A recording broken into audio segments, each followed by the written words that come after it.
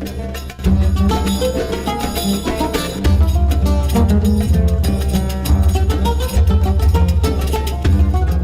باللہ من الشیطان الرجیم بسم اللہ الرحمن الرحیم ان اللہ و ملائکتہ یصلون علی النبی یا ایھا الذین آمنوا صلوا علیہ وسلموا تسلیما اللہم صلی علی سیدنا و مولانا محمد وعلی آل سیدنا و مولانا محمد وبارک وسلم الصلاۃ والسلام علیک یا رسول اللہ وعلی آلک و اصحابک یا حبیب اللہ الصلاۃ والسلام علیک یا رسول اللہ وعلی آلک و اصحابک یا محبوب رب العالمین۔ ناظرین، آپ دیکھ رہے ہیں دیسی ٹی وی USA، میں ہوں آپ کا میزبان علامہ محمد کاشف مدنی۔ آج سفر اسلام کے ساتھ خوبصورت علماء کرام کے ساتھ اور ثناءخوان مصطفیٰ صلی اللہ علیہ وسلم کے ساتھ آپ کی خدمت میں حاضر ہیں۔ آج جس ٹاپک کو زیر بحث لانا ہے وہ علم کی فضیلت ہے۔ ناظرین، جیسا کہ آپ اب بہتر جانتے ہیں کہ علم کا معنی آگاہی حاصل کرنا اور اس کا معنی کسی چیز کی وقفیت کو حاصل کرنا، جبکہ شریعت کے اعتبار سے اس چیز کا علم حاصل کرنا یا اس چیز کو جاننا جو اللہ اور اس کے رسول صلی اللہ تعالی علیہ وسلم نے بندوں کے لیے نازل فرمائی یا حکم ارشاد فرمایا، اس کا علم حاصل کرنا ہمارے اوپر لازم ہے۔ اور دین اسلام میں علم کی اتنی شدید فضیلت اور اتنی زیادہ اہمیت ہے جس کے بارے میں جس طرح حضور پاک صلی اللہ تعالی علیہ وسلم پر جو پہلی آیت مبارکہ نازل ہوئی اس کا بھی مفہوم اور لب لباب اور خلاصہ کچھ یوں ہے کہ اے میرے محبوب صلی اللہ تعالی علیہ وسلم پڑھ، یعنی کہ اس سے ہم یہ اندازہ لگا سکتے ہیں کہ دین اسلام کی بڑی اہمیت ہے، اور بالخصوص دین اسلام کے اندر علم کو حاصل کرنا ایک خاص منفرد اور امتیاز یافتہ مقام ہے۔ اسی پر بات کرنے کے لیے میرے ساتھ کسی تعارف کے محتاج نہیں ہیں علامہ عباس احمد میروی صاحب تشریف فرمائے۔ سب سے پہلے آپ کا شکریہ ادا کروں گا قبلہ، السلام علیکم ورحمۃ اللہ۔ وعلیکم السلام ورحمۃ اللہ وبرکاتہ۔ قبلہ علامہ صاحب، بہت شکریہ، آپ نے اپنا قیمتی وقت میں سے ہمیں وقت دیا۔ جیسا کہ آپ نے ٹائٹل نیم سے سن بھی لیا، اور آج ہم نے علم کے حوالے سے بات کرنی ہے۔ قبلہ علامہ صاحب، سب سے پہلے آپ کی خدمت میں یہ عرض گزار ہوں کہ قرآن کی روشنی میں علم کی فضیلت اور اہمیت کو ہمارے ناظرین کے لیے بیان فرمائیے۔ اعوذ باللہ من الشیطان الرجیم بسم اللہ الرحمن الرحیم۔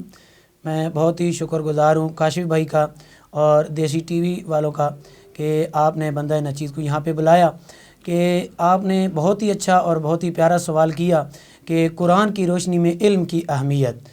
علم جو ہے یہ بہت بڑی چیز ہے، اس کی کوئی اندازہ نہیں لگا سکتا۔ جیسا کہ قرآن مجید فرقان حمید کی جو پہلی آیات کریمہ نازل ہوئیں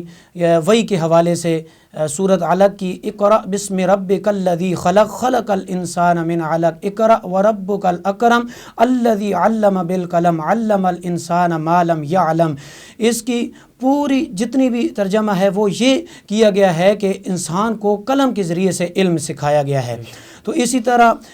کئی آیات کریمہ قرآن مجید فرقان حمید کی ہیں۔ ایک جگہ پہ اللہ رب العزت نے ارشاد فرمایا والذین اوتوا العلم درجات، کہ اللہ رب العزت نے سب علم لوگوں کے درجات کو بلند فرمایا۔ اور ایک مقام پر اللہ رب العزت نے ارشاد فرمایا وعباد الرحمن الذین یمشون علی الارض ہونا، کہ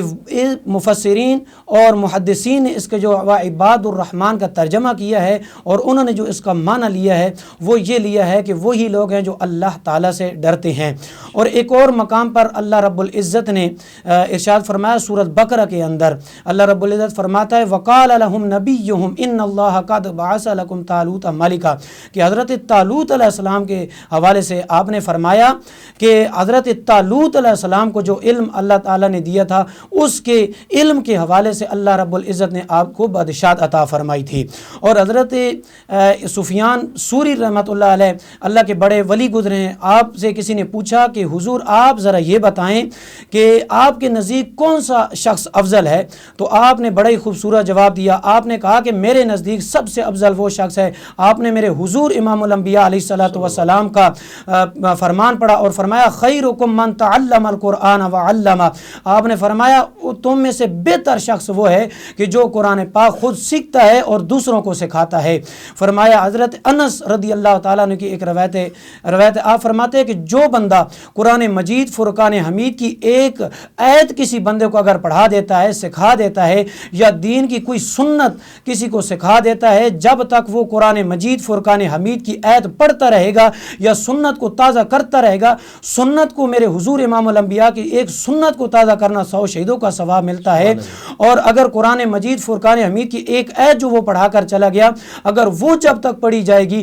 تو اس کو ثواب ملتا رہے گا، اور قیامت والے دن حضرت انس رضی اللہ تعالیٰ عنہ فرماتے ہیں کہ قیامت والے دن سب سے زیادہ ثواب اس کو جو اس نے آیت پڑھائی تھی اس کا ملے گا، اور کسی کو اتنا ثواب نہیں ملے گا۔ علم کی بہت بڑی اہمیت ہے۔ اللہ تعالیٰ سے دعا ہے کہ اللہ تعالیٰ ہم سب کو زیادہ سے زیادہ علم سے محبت اور علم سیکھنے کی توفیق عطا جس طرح فرمائے۔ قبلہ علامہ صاحب ماشاءاللہ آپ ارشاد فرما رہے تھے کہ حضور پاک صلی اللہ تعالیٰ علیہ وسلم نے علم دین پڑھنے اور پڑھانے والے کے لیے اس کو پسندیدہ لوگوں میں شامل فرمایا۔ اب میں دوسرا یہ بھی پوچھنا چاہوں گا، ہمارے ناظرین یہ بھی سننا چاہتے ہیں، کیا وہ علم دین ہے یا اس سے مراد جو دنیاوی اعتبار سے جو علم ہے تو وہ بھی حاصل کرنا اسی درجے میں آئے گا، یا صرف اور صرف دین علم کی بات ہو رہی؟ یہ کوئی بھی علم ہے، جیسے کہ دین کا علم ہے یا دوسرا علم، ایک نور ہے۔ نور اللہ رب العزت کا یہ علم جو ہے یہ نور ہے، اور نور یہ یاد رکھنا کہ کسی گندے برتن کے یا کسی گندے من کے اندر یہ نور جو ہے وہ نہیں ہے۔ اب یہ مثال لے لینا کہ ایک دودھ کا برتن ہم نے منتخب کیا ہوتا ہے، کہ کبھی ایسا تو نہیں ہوتا نا کہ جس کے اندر ہم کوئلہ رکھتے ہوں کہ دودھ بھی اسی کے اندر ہم ڈال دیں، نانا ایسا نہیں ہوتا۔ ہم تو جس کے اندر دودھ ڈالتے ہیں ہمارے دل کے اندر، ذہن کے اندر یہ ہوتا ہے کہ یار یہ کتنی پاک چیز ہے، یعنی دودھ جو ہے یہ ایک اللہ تعالیٰ کا نور ہے، اور یہ کسی گندے برتن میں ہم نہیں ڈالتے، اس لیے نہیں ڈالتے کہ یار یہ اللہ رب العزت کا نور ہے، اور جس برتن کے اندر ہم دودھ ڈالتے ہیں اس کو بار بار دھوتے ہیں کہ یار کہیں ہم اس کے اندر دودھ ڈالیں وہ خراب نہ ہو جائے، اور بار بار ہم اس کو صاف کرتے ہیں۔ تو نور، یہ جو علم ہے یہ بھی ایک نور ہے۔ یہ جب بندے کا من اور بندے کا جب سینہ صاف ہوگا تو تب ہی یہ نور آئے گا۔ تو اللہ تعالیٰ سے دعا ہے کہ اللہ تعالیٰ ہم سب کو صحیح معنوں میں علم دین حاصل کرنے کی توفیق عطا فرمائے۔ ایک چھوٹی سی لیں گے بریک، اور بریک سے پہلے قبلہ ہمارے ساتھ تشریف فرمائے حافظ سمیع الدین صاحب، ہم آپ سے نعتیہ کلام بھی سنیں گے۔ بریک کے بعد انشاءاللہ پھر آپ سے ملاقات ہوتی ہے۔ لا ریب رحمتوں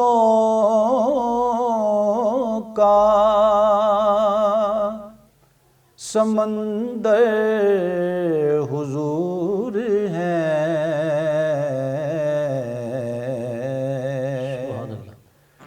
لا ریب رحمتوں کا سمندر حضور ہے،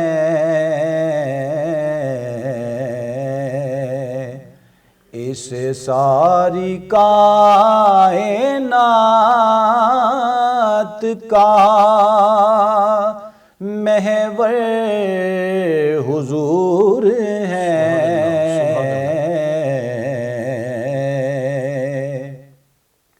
اس ساری کائنات کا محور حضور ہے،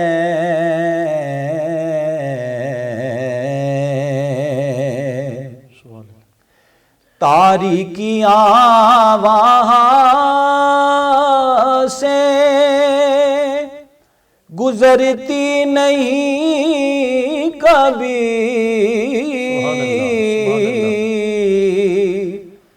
تاریکیاں وہاں سے گزرتی نہیں کبھی، جس خوش نصیب دل میں منور حضور ہے، جس خوش نصیب دل میں منور حضور ہے،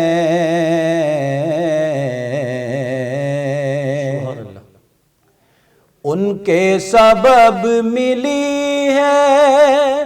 زمانے کو روشنی سبحان اللہ سبحان اللہ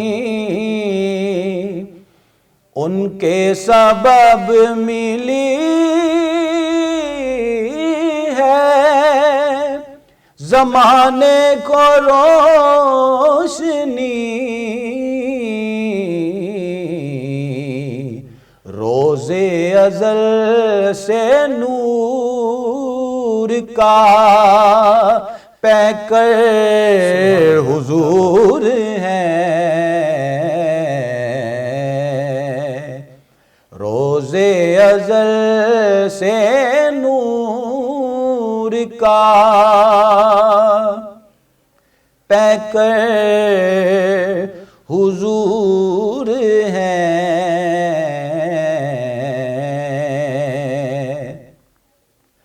دنیا میں حق کی پہلی ضیاء بھی حضور تھے، دنیا میں حق کی پہلی ضیاء بھی حضور تھے، دنیا میں آخری بھی پیغمبر حضور ہیں، دنیا میں آخری بھی پیغمبر حضور ہیں، لا ریب رحمتوں کا سمندر حضور ہے، اس ساری کائنات کا محور حضور ہے۔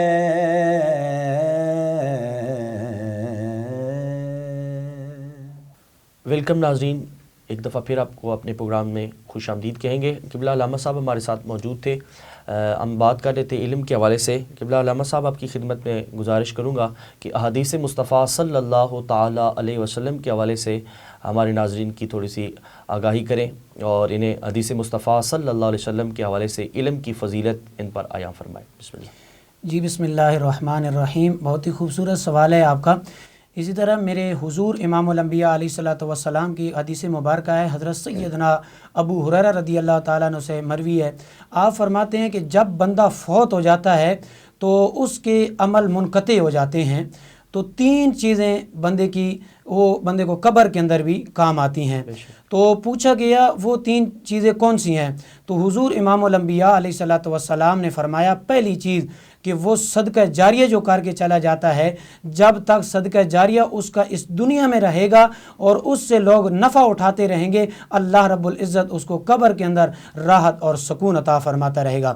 اور پھر دوسرے نمبر پہ فرمایا کہ وہ نیک اور صالح اولاد چھوڑ کر چلا گیا، جب تک اس کے پیچھے احسان کرتی رہے گی اللہ رب العزت اس کو قبر کے اندر راحت اور سکون عطا فرماتا رہے گا۔ اور پھر تیسرے نمبر پہ میرے حضور امام الانبیاء علیہ الصلوۃ والسلام نے بڑی خوبصورت بات ارشاد فرمائی علم کے حوالے سے۔ حضور امام الانبیاء نے فرمایا کہ وہ علم جس سے اس نے خود بھی نفع اٹھایا ہو اور اس کے علم سے وہ کسی کو اس نے علم پڑھایا ہے، کوئی اس نے شاگرد پیدا کیے ہیں یا پھر اس نے اپنے بچوں کو علم پڑھایا ہے، جب تک وہ علم پڑھتے رہیں گے، جب تک وہ احادیث پڑھتے رہیں گے، جب تک چاہے وہ قرآن مجید فرقان حمید کا علم ہے، جب تک وہ تلاوت کرتے رہیں گے اس کو قبر کے اندر راحت اور سکون محسوس ہوتا رہے گا۔ اور اسی طرح ایک صحابی رسول ہیں، ان سے روایت ہے، حضرت حسن بصری مرسلاً روایت کرتے ہیں حضور امام الانبیاء علیہ الصلوۃ والسلام سے کہ جو بندہ حضور امام الانبیاء علیہ الصلوۃ والسلام کی یہ بڑی پیاری پیاری حدیث ہے. آپ فرماتے ہیں کہ جو بندہ علم حاصل کرنے کے لیے گھر سے نکلا اور اس کی فقط نیت یہ تھی کہ میں علم حاصل کروں گا, میرے ہی علم سے جو میں علم حاصل کروں گا اس سے لوگ نفع اٹھائیں گے اور پھر میری اس علم سے اسلام زندہ ہوگا, اس کی نیت یہ تھی, تو اس کو اللہ رب العزت نے بڑا درجہ بھی دیا ہے اور بڑی اس کو عزتیں بھی دی ہیں. تو حضور امام الانبیاء علیہ الصلوۃ والسلام نے فرمایا اس کے لیے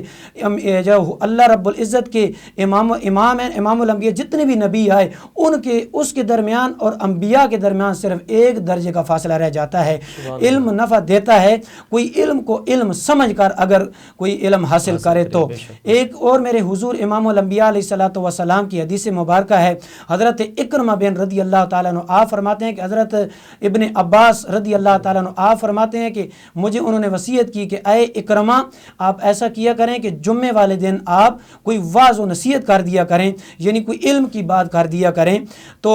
پھر اگر یہ بھی قبول نہ کریں تو آپ ایسا کیا کریں کہ ہفتے میں 2 مرتبہ واعظ و نصیحت کر دیا کریں. تو اگر یہ بھی قبول نہ کریں تو پھر آپ ایسا کیا کریں کہ ہفتے میں 3 مرتبہ واعظ و نصیحت کر دیا کریں. حضرت عبداللہ ابن عباس کہتے ہیں کہ اے اکرمہ, اور میری دوسری بات یہ بھی یاد رکھنا کہ جو لوگ اپنے کاموں میں مصروف ہوں, وہ آپس میں بات چیت کر رہے ہوں, تو وہاں پہ جا کے ان کے ساتھ اپنا قرآن پڑھ کر یا ان کو احادیث پڑھ کر ان کو بار بار تنگ نہیں کرنا, سنانا نہیں ہے, بلکہ آپ نے خاموش ہو جانا ہے. جب وہ آپ کو کہیں گے کہ اب آپ واعظ و نصیحت کرو, اس وقت آپ نے واعظ و نصیحت کرنی ہے. اور جو علم کی راہ میں چل پڑتا ہے اللہ رب العزت اس کے لیے آسانیاں پیدا کر دیتا ہے اور وہ اللہ رب العزت کے راستے میں ہوتا ہے, علم سے نفع ہوتا ہے. ماشاءاللہ, بڑا خوبصورت جواب آپ ارشاد فرماتے. قبلہ قاری صاحب, میں آپ سے ایک اور بات بھی پوچھنا چاہوں گا. ہمارے معاشرے کے اندر, سوسائٹی کے اندر ایک بہت اس چیز کو معیوب سمجھا جاتا ہے, جس کی عمر زیادہ ہو جائے. عموماً بزرگ ایسے ہوتے ہیں کہ جنہوں نے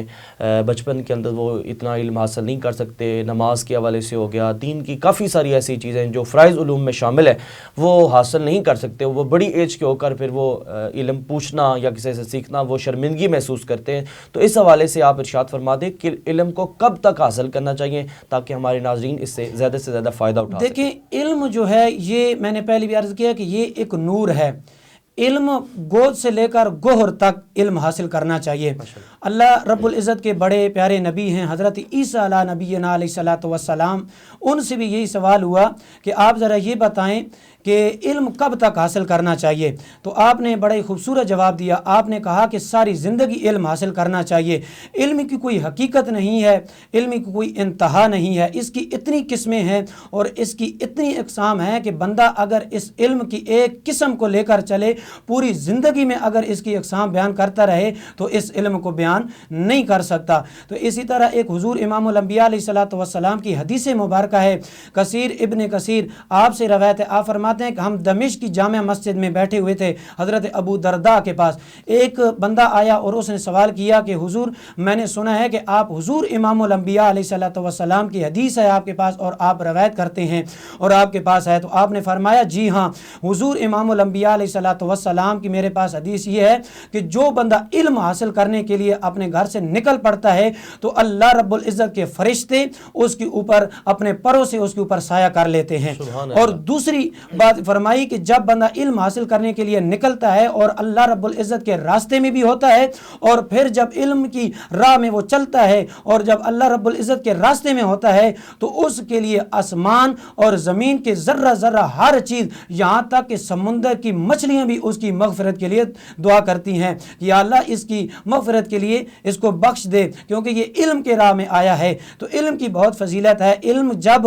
بندہ پیدا ہوتا ہے, علم میں نے پہلی بھی عرض کیا نا کہ ماں کی گود سے لے کر قبر تک علم ہی علم ہے. یہ ایک بہت بڑی چیز ہے. ہمیں جس چیز کی آج سب سے زیادہ ضرورت ہے علم کی, ہمیں چاہیے کہ ہم زیادہ سے زیادہ پہلے علم حاصل کریں, چاہے وہ حضور امام الانبیاء کا فرمان ہے یا رب کریم کا قرآن پاک ہے. پہلے اس کو صحیح معنوں میں پڑھیں اور اس کے بعد آگے جا کے اس کو بیان کریں. اب احادیث مبارکہ ہیں, کچھ ایسی احادیث مبارکہ ہوتی ہیں کہ جو حضور امام الانبیاء سے صادر ہوتی ہیں اور کچھ ایسی ہوتی ہیں کہ وہ نہیں ہوتی. تو ہم ہم لوگ کیا کہتے ہیں کہ ان حدیثوں کو ہم حضور سے صادر کر دیتے ہیں، تو یہ بہت غلط بات ہے۔ اس کے لیے حضرت ابن عباس رضی اللہ تعالیٰ عنہ آپ فرماتے ہیں کہ جو بندہ حضور امام الانبیاء علیہ الصلوۃ والسلام کا فرمان ذیشان نہیں ہوتا، یعنی کہ وہ حدیث حضور سے صادر نہیں ہوتی، اور بندہ وہ اپنی طرف سے وہ یہ کہہ دیتا ہے کہ یہ حضور سے صادر ہے، تو حضور نے فرمایا وہ اپنا ٹھکانہ جہنم میں بنا لے۔ تو اس لیے بہتر یہ ہے کہ وہ پہلے علم حاصل کرے، چاہے دنیاوی علم ہے یا پھر وہ دینی علم ہے، پہلے اس کو چاہیے کہ وہ علم حاصل کرے۔ اللہ تعالیٰ سے دعا ہے کہ اللہ تعالیٰ ہم سب کو علم کے ساتھ سچی اور پکی لگن اور پیار سے علم حاصل کرنے کی توفیق عطا فرمائے۔ ماشاءاللہ قبلہ علامہ صاحب، ناظرین آپ نے سنا کتنی خوبصورت انداز سے آپ جواب ارشاد فرما رہے تھے، اور یہ کہہ رہے تھے کہ علم حاصل کرنے کے لیے کوئی عمر، کوئی اس کے لیے حد مقرر نہیں ہے۔ عمر کی کسی حصے میں بھی آپ دین متین کو سیکھ سکتے ہیں، اور سیکھنا آپ کے اور میرے لیے فرض ہے۔ اور اتنا علم دین کے، بالخصوص دین کا رکھنا کہ جس کے اندر فرائض اور واجبات، ان تمام چیزوں کا خیال رکھنا، یہ تو ہمارے اوپر لازم ہے۔ اور بالخصوص آپ نے یہ نقطہ نکال کر ہمیں بتایا کہ علم کے لیے کوئی عمر مقرر نہیں، یہ علم نور ہے، اس کو جتنا جس عمر میں ہو وہ آپ قبر تک حاصل کر سکتے ہیں۔ ناظرین، اسی کے ساتھ ہمارا پروگرام آج کا اختتام پذیر ہوتا ہے۔ انشاءاللہ پھر کسی نئے چہروں کے ساتھ آپ کی خدمت پہ حاضر ہوں گے، تب تک کے لیے ہمیں اجازت دیجیے۔ السلام علیکم ورحمۃ اللہ وبرکاتہ۔